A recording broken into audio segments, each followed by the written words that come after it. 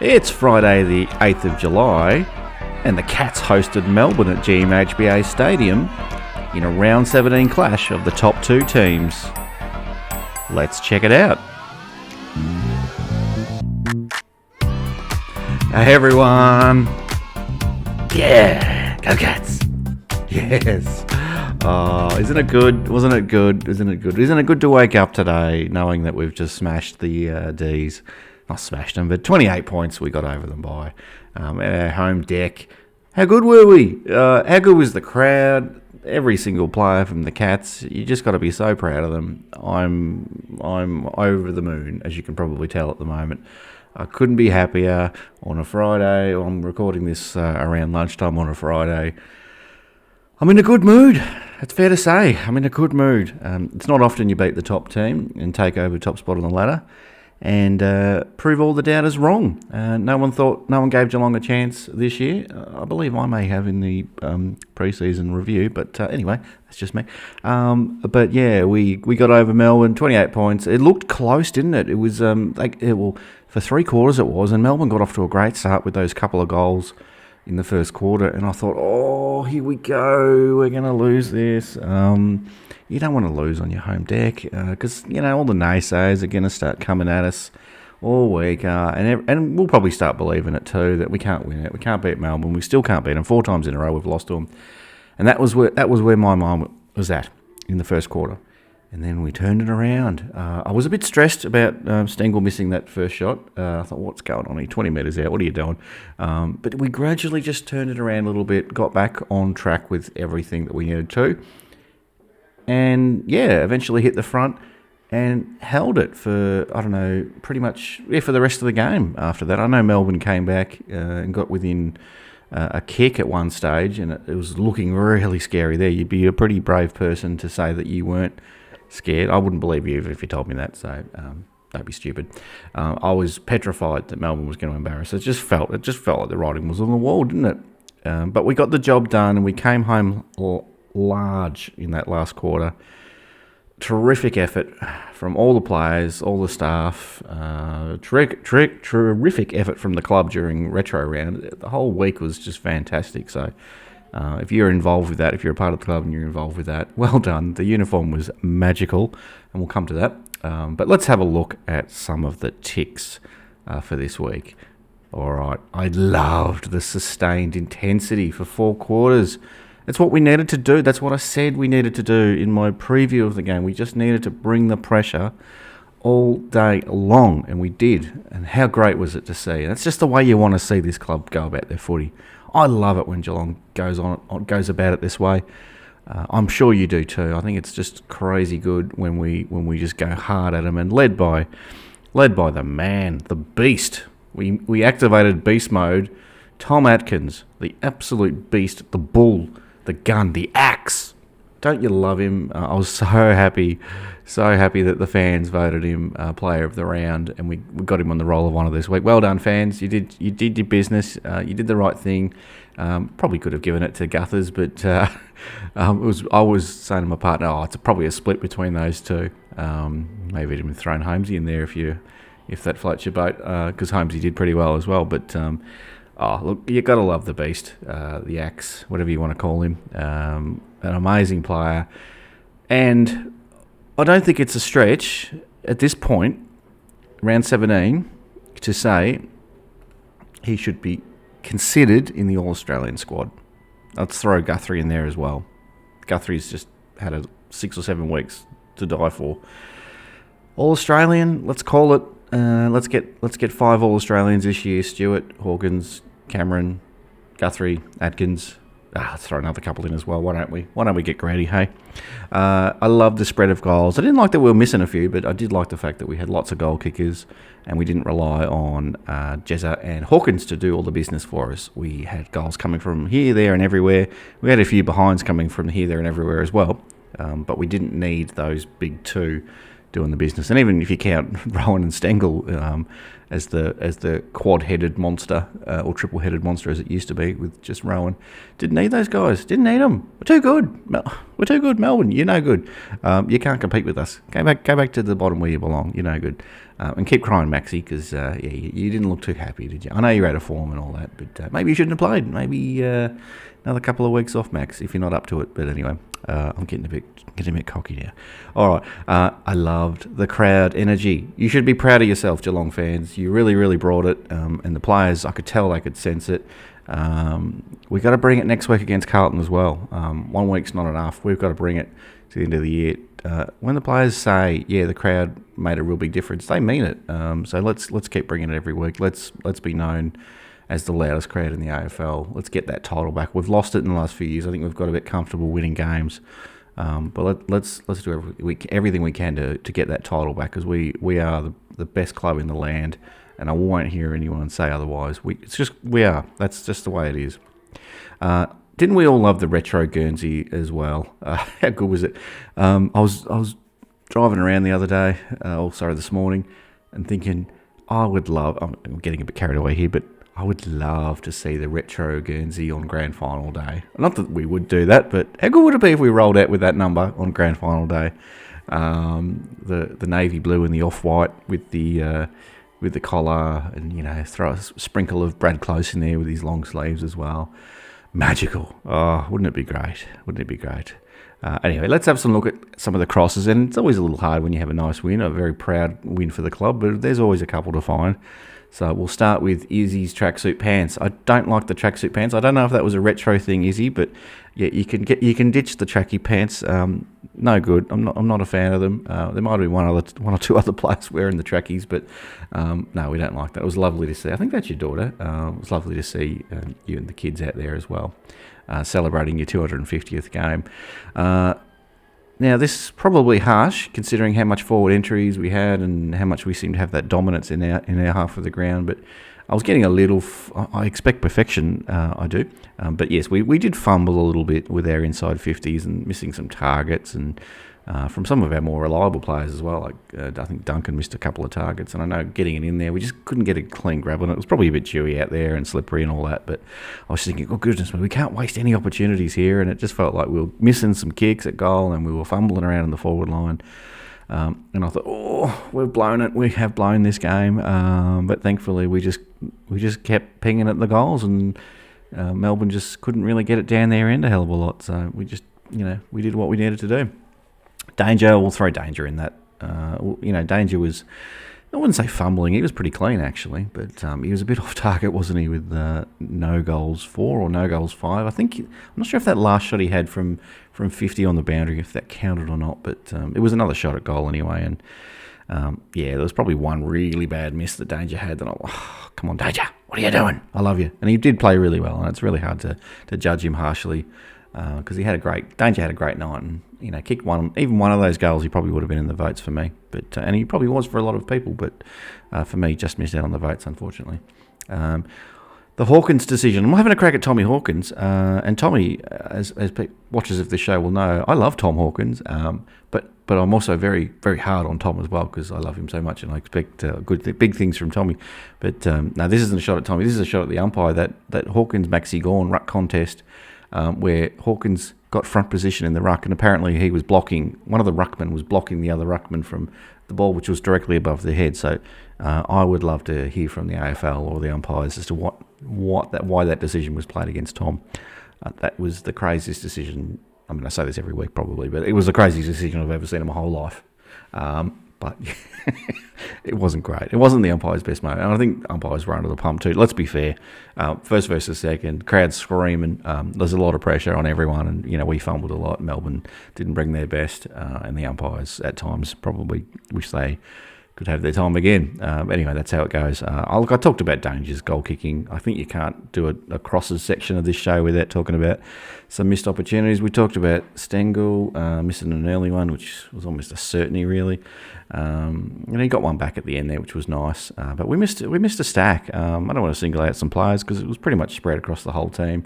I know even Jezza missed one. I'll single out Jezza because he can take it because he's Jezza with your gun. But yeah, Jezza missed one that he should have kicked. And yeah, Tommy missed a couple too. So Tommy, you can take it. I know. So yeah, there's the crosses. I don't know. There may be some more. You could pull it apart and find a bunch of different things. But it's a first versus second. You're going to make mistakes. It's basically finals footy.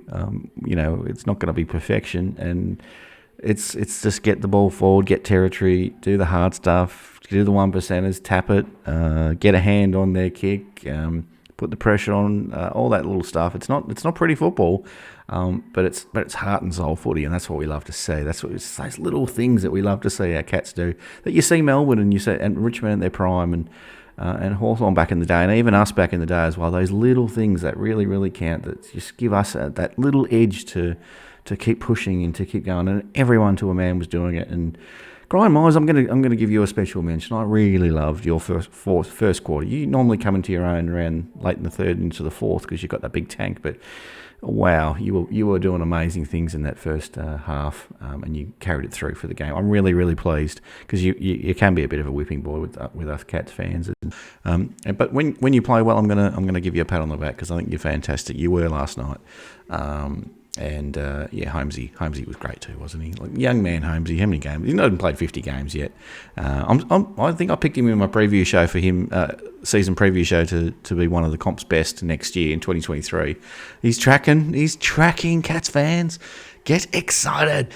All right, let's look at some of the votes. I've gone Tommy Atkins. You can. It was, a lot of people will probably go Guthrie. Some people may even go Danger for the 3 votes or the full maximum votes. I've got a 1 to 5 voting system, but I've gone with Tom in my votes. The fan poll had Tom as well. Guthrie second. Amazing couple of months of effort there, and I think he's really, as I said, him and Atkins are really putting themselves into that frame for all Australian consideration. The name should be on the whiteboard at least anyway, for conversation. Mitch Duncan, another good week from Mitch. Again, made a couple of errors, but on the balance of things was fantastic. Max Holmes, I got him in the votes. I think he probably played his best game for the club in the biggest game of his life.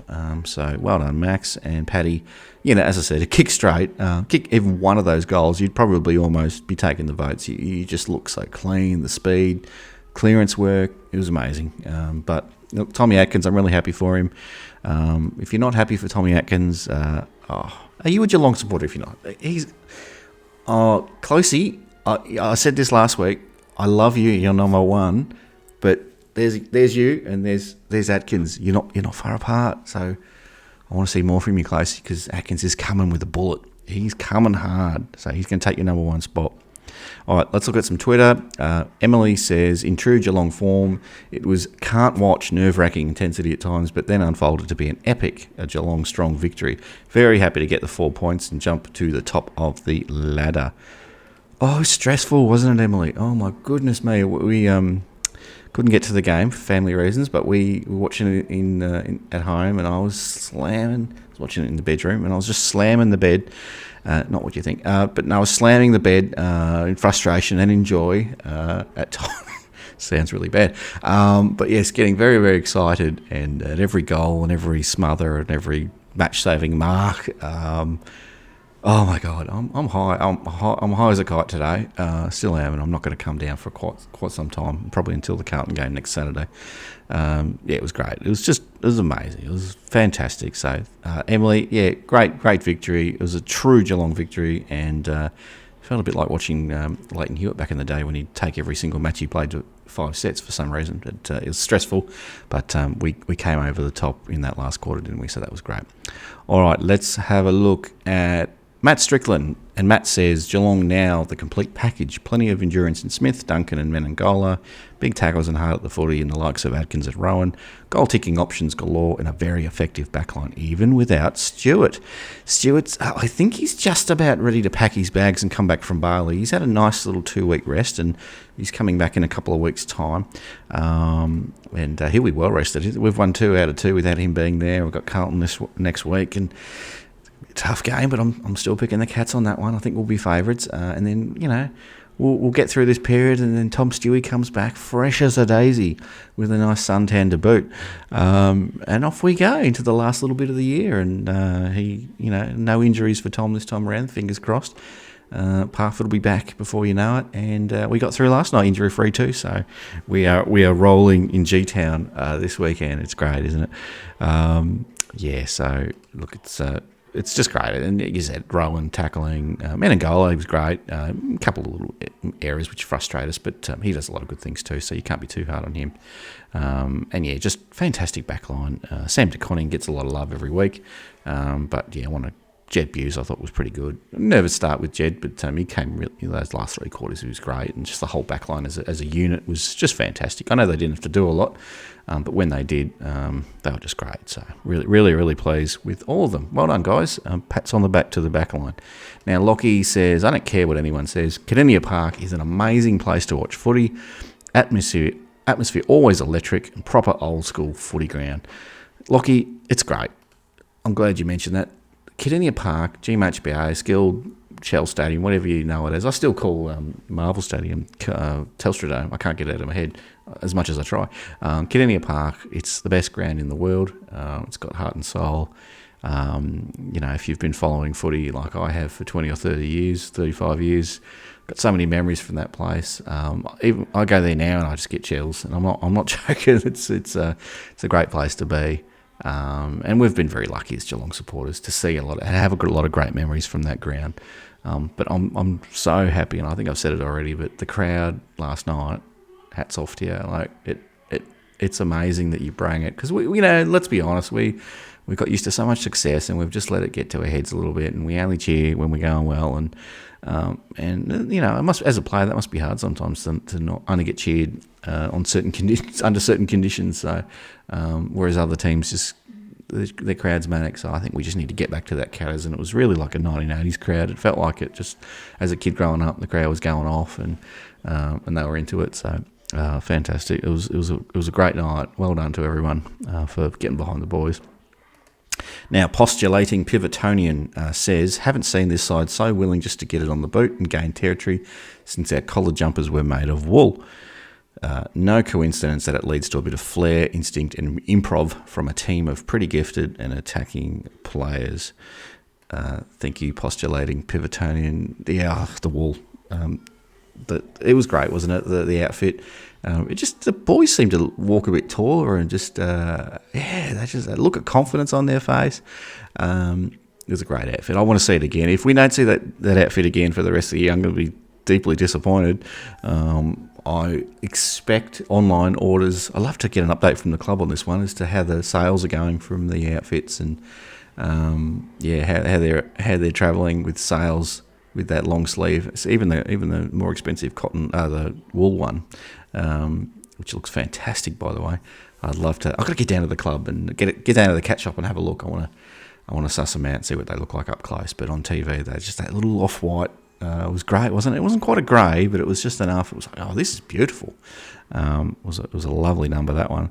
What else did you say? Improv. Yeah, improv. It was just great.